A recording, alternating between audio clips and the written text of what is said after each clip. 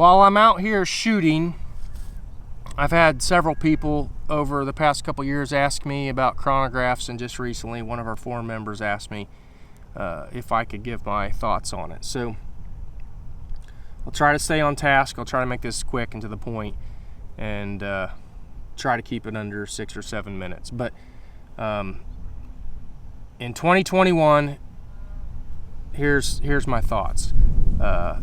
I've used those shooting chrony style chronographs with the optical sensor. It, goes over, the bullet goes over 2 different sensors, and then it gives you a speed.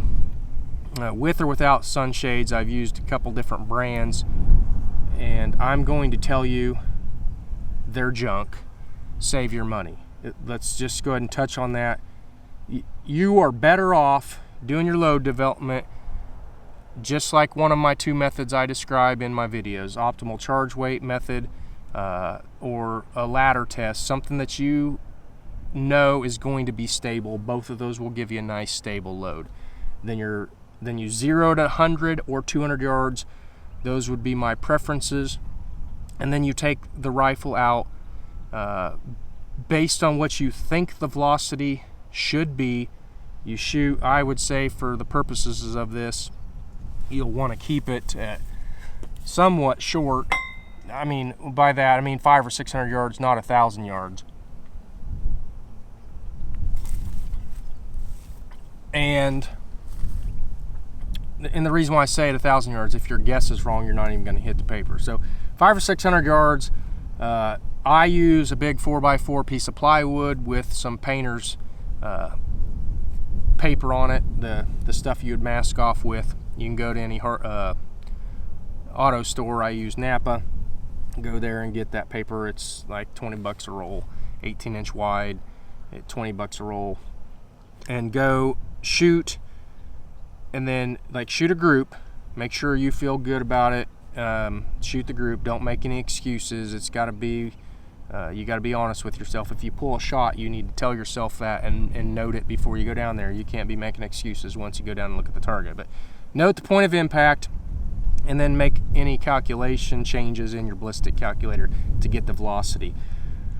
We mostly shoot burgers, and they verify BCs every time they come out with a new lot. They verify BCs.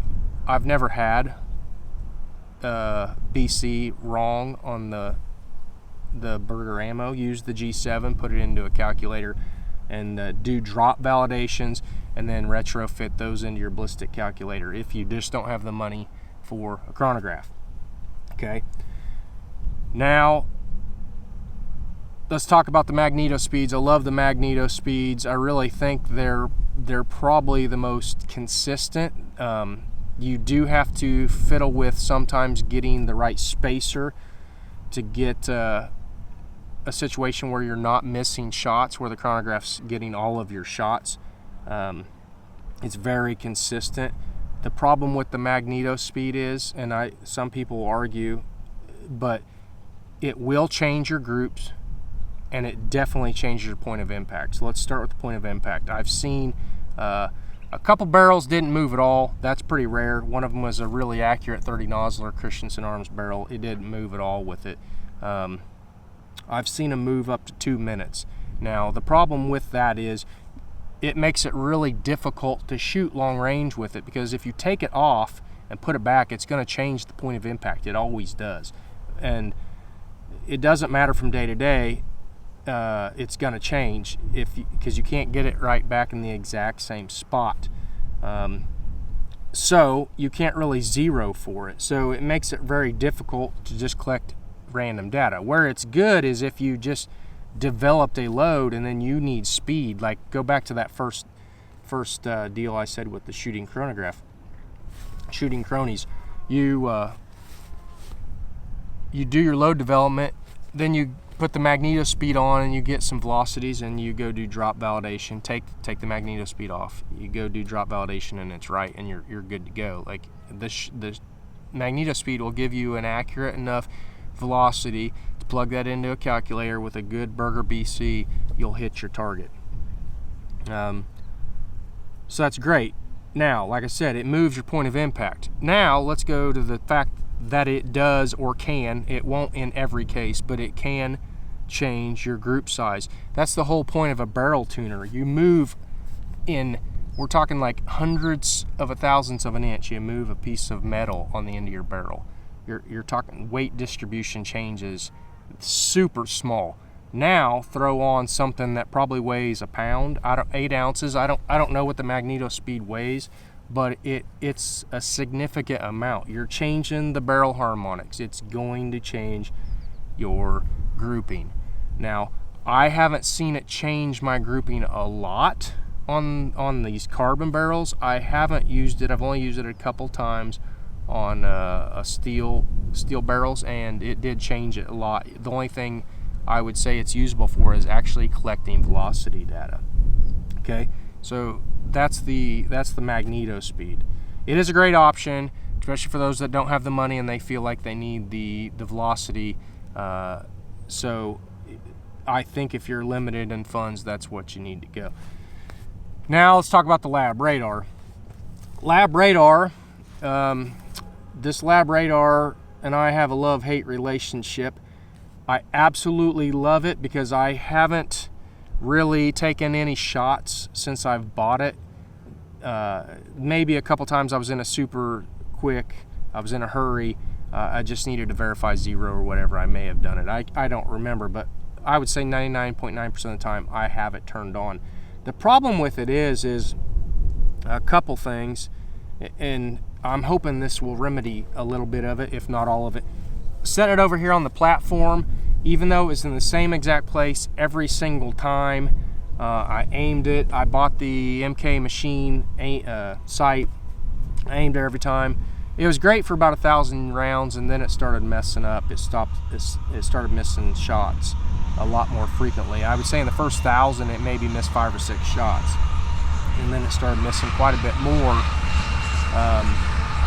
Having said that, it's still giving me far more data than not having a chronograph, and it's giving me far more data than I feel like you can get from a magneto speed because of the issues I just addressed with the magneto speed. One of the problems with it sitting over here is the fact that it would miss shots, most likely because the muzzle blast was moving it a little bit, but the other actually moving it so it wasn't aiming at it if you didn't keep a close eye on it.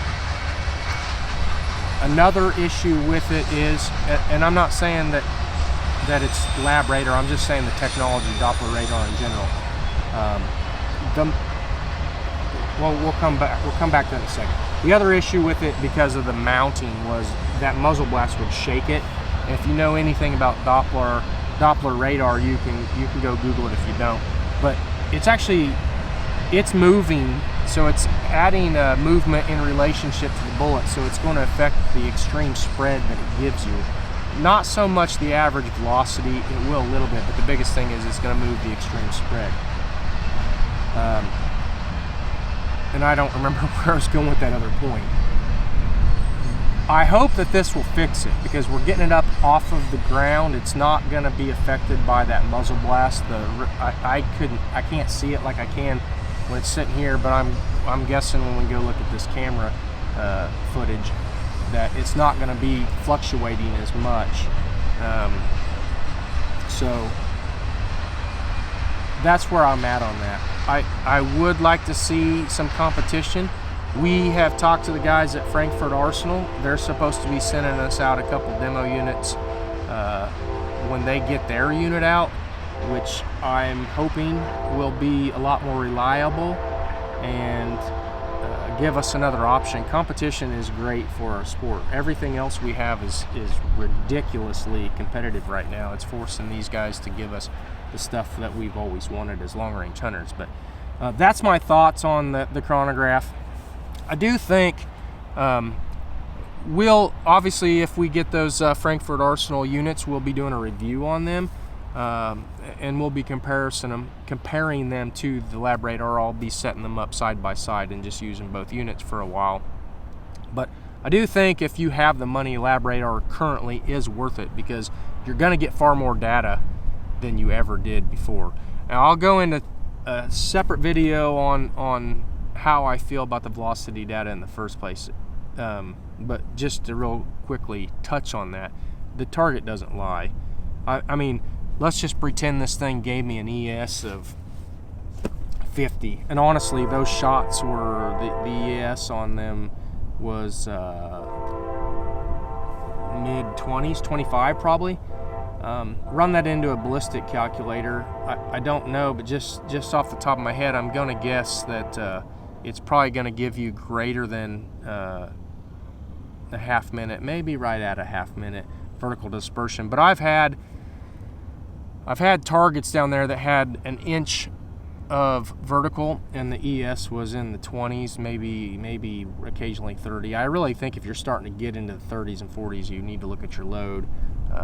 It might not be quite in tune, but the point is there's positive compensation going on sometimes, especially if you tune it 1,000 yards like I like to do. So the chronograph may not be your best indicator. It's good data, and there are certain situations that it is good data. If you're doing competitions, F-class, long-range bench rest, all those competitions, it does matter. When you're trying to shoot a 2-inch group every single time or hit that X-ring every single time, then it does matter. For hunting, I subscribe to a different theory. I take a stable load over the most accurate load, and they can be different. Some rifles are the same, but they can be different. So back to my point, the target doesn't lie. That's what we're trying to do. If every time I come out here and I dial for 1,000 yards and I hit realistically within a half minute of my point of impact, or point of aim, which would give me an overall group of theoretically 1 minute, if I can do that every single time I come out here, that's good. We're gonna put the bullet in the kill zone of an elk at 1,000 yards. Your wind reading skills are gonna come play in that, but the point is the target doesn't lie. So that's my thoughts on the chronographs.